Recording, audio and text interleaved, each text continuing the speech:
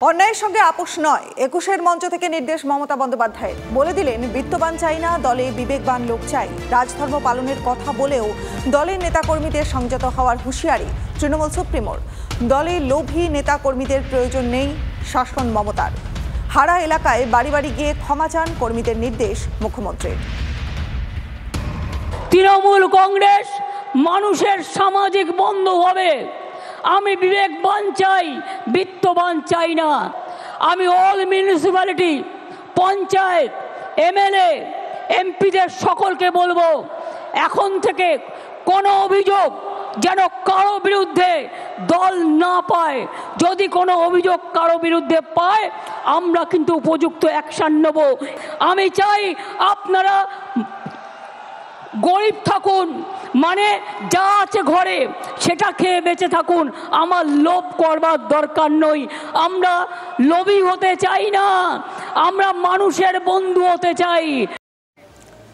দুর্নীতির বিরুদ্ধে জিরো টলারেন্সের বার্তা এর আগেও দিয়েছেন মুখ্যমন্ত্রী মমতা বন্দ্যোপাধ্যায়।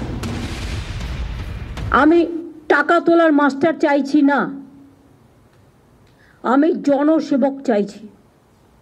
যারা পারবেন তারা করবেন, আগামী দিন তারাই টিকিট পাবেন।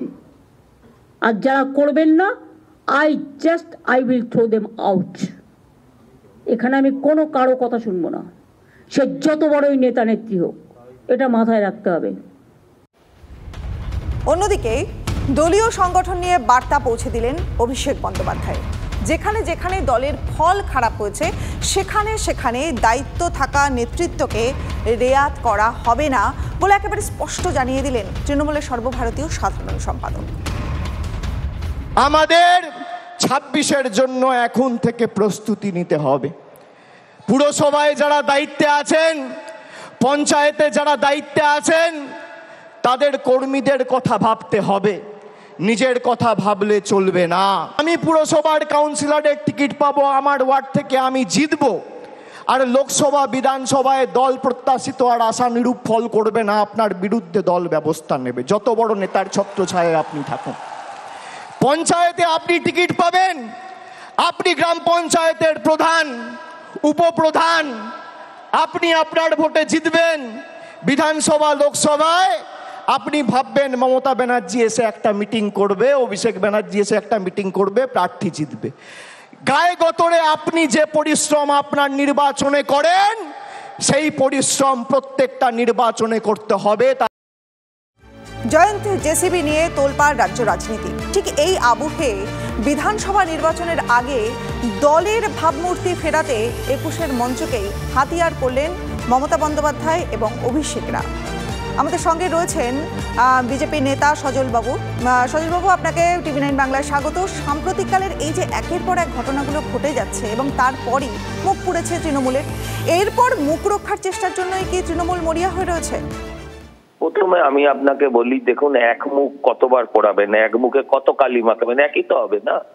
দ্বিতীয় কথা হচ্ছে, এই যে বললেন যে কাউন্সিলর, পঞ্চায়েত প্রধান, তাদের বিরুদ্ধে ব্যবস্থা নেওয়া হবে। আচ্ছা, আপনি বলুন তো, কাউন্সিলর আর পঞ্চায়েত প্রধান এরাই কি একমাত্র পিলার অফ দিস গভর্নমেন্ট? তা তো নয়। আপনি বলুন, ভবানীপুরে তো মমতা ব্যানার্জি রেজাল্ট খারাপ করেছেন লোকসভার নির্বাচনে, তাহলে তার দায় কেন এমএলএ এর ঘাড়ে আসবে না? উনি তো বাংলার অগ্নিকন্যা, বাংলার মা মাটি মানুষের মুখ্যমন্ত্রী, প্রতিনিধি উনি, ফেস উনি। ওনার মুখ দেখেই 294টা বিধানসভায় ভোট হয়েছে এবং আগামী দিনেও হয়তো হবে, যদি ভাইপো ওনার মুখটা চাপা না দিতে পারে। তাহলে আপনি আমাকে বলুন, ভবানীপুর নির্বাচনে কেন দায়িত্ব নেবেন না মমতা বন্দ্যোপাধ্যায়? তা মমতা বন্দ্যোপাধ্যায়ের বিরুদ্ধে অ্যাকশন নিক। আর ওই বাকি রইল লোভী হবেন না, বিবেকবান হবেন, ওইসব কথা।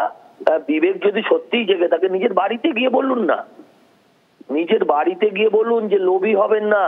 12 বছর 13 বছর আগে যে পরিবারটা একটা 8চালা ঘরে থাকতো সবাই মিলে, তাদের এখন দুটো গলিতে, হরিশ চ্যাটার্জি স্ট্রিট আর হরিশ মুখার্জি স্ট্রিট, দুটো গলিতে তাদের এখন 35খানা সম্পত্তি।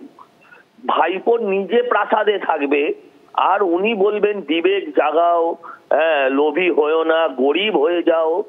এসব ডায়লগ জনগণের জন্য থাকবে? বিবেক যদি জাগে, আগে নিজের ভাই ভাইপোদের বিরুদ্ধে ব্যবস্থা নিন। তবে বাংলার মানুষ বুঝবে যে আপনি যে কথাগুলো বলছেন সেগুলো সত্যি। বেশ, তা না হলে অনেক আপনাকে যেমন ধন্যবাদ সজল বাবু আপনাকে। কথা বললাম বিজেপি নেতা সজল ঘোষের সঙ্গে। আমাদের সঙ্গে যোগাযোগ করতে পেরেছি আমরা সিপিএম নেতা সুজন চক্রবর্তীর সঙ্গে। সুজন বাবু, আপনাকে টিভি9 বাংলায় স্বাগত। গতকাল 21-এর যে বিশাল মঞ্চ, যে সমাবেশ, সেখান থেকে মুখ্যমন্ত্রী অনেকগুলি পরপর কথা বলেছেন এবং সে কথাগুলির মধ্যে কি জয়ন্ত এবং জেসিবিকে নিয়ে রাজ্য তোলপাড় হয়েছে। এই আবহে বিধানসভা নির্বাচনের আগে দলের ভাবমূর্তি ফেরানোর কি একটা ইঙ্গিত মুখ্যমন্ত্রী দিচ্ছেন? আপনার কি বক্তব্য? মুখ্যমন্ত্রী বুঝে গেছেন ভোটের নামে যাই হোক না কেন, সংখ্যা টংখ্যা ইত্যাদি ইত্যাদি, মানুষের কাছে উনি যে ধরা পড়ে গেছেন সেটা বুঝে গেছেন। মানুষ তো খুব বোকা না। দিনহাটাতে 75 ভোটে হারার পর 1 মাসের মধ্যে 1,65,000 ভোটে জেতা যে আসলে ভোট নয়, বা রায়গঞ্জে 50,000 ভোটে হেরে 1 মাসের মধ্যে 50,000 ভোটে জেতা আসলে যে ঠিক ভোট নয়, মানুষের মতের প্রতিফলন নয়, এটা তো সবাই বুঝতে পারছে। এটা উনি বুঝতে পারছেন যে উনি ধরা পড়ে যাচ্ছেন। আর গোটা রাজ্য জুড়ে যা চলছে, এটা জায়ান্ট সিং ফায়ান্ট সিং সব ছোটখাটো। পার্থ চ্যাটার্জি কিংবা জ্যোতিপ্রিয় মল্লিক কিংবা অনুব্রত মণ্ডল বার্কার তৃণমূলের বাঘা বাঘা নেতারা ধরা পড়েছে। তাদের চেয়ে বড় বাঘা বাঘা নেতারা এখনো ধরা পড়েননি। তারাও ধরা পড়বেন, আজকে হোক কালকে, কালকে হোক পরশু। লোকের চোখের সামনে জেসিবি দেখছে, শাহজাহান দেখছে, লোকের চোখের সামনে শিবু হাজরা দেখছে কিংবা জায়েন্ট দেখছে। তাহলে সব মিলিয়ে ধরা যে পড়ে যাচ্ছেন এই যে কোনো সন্দেহ নেই। সেই কারণে উনি এখন সাধু সাধু কথা বলছেন। হঠাৎ বিত্তবান নয়, বিবেকবান। উনি বুঝিয়ে দিচ্ছেন যে বিত্তবান নয় কে, উনি, যার পারিবারিক 35টা প্লট। এটা বিত্তবান নয়। উনি কি চাইছেন? উনি নিজে ঠিক 35টা প্লট থাকা সত্ত্বেও তাহলে উনি বিবেকবান, বিত্তবান নন। আর বিবেকবান উনি কাকে বলতে চাইছেন আমি জানি না। তাহলে পার্থ, অনুব্রত, জ্যোতিপ্রিয়, জায়ান্ট, জেসিবি, শাহজাহান, জামাল, এই মার্কা বিবেক উনি পছন্দ করেন। অন্য কোনো বিবেক ওর পছন্দ নয়। এই বিবেকগুলোই পছন্দ যে ওর হয়ে প্রকাশ্যে গরম করে দাপট দেখিয়ে ভোট লুট সহ এলাকা দখল করতে পারবে, এমন বিবেককে উনি চান। বিবেকবান মানুষ বলে উনি অন্য কাউকে তো চিহ্নিত করতে পারছেন না। যারা বাংলার বিবেকবান মানুষ, তাদের কাছে উনি ধরা পড়ে গেছেন বলে উনি কায়দাবাজি করে চলছেন। বেশ, অনেক ধন্যবাদ আপনাকে। কথা বললাম সিপিএম নেতা সুজন চক্রবর্তীর সঙ্গে।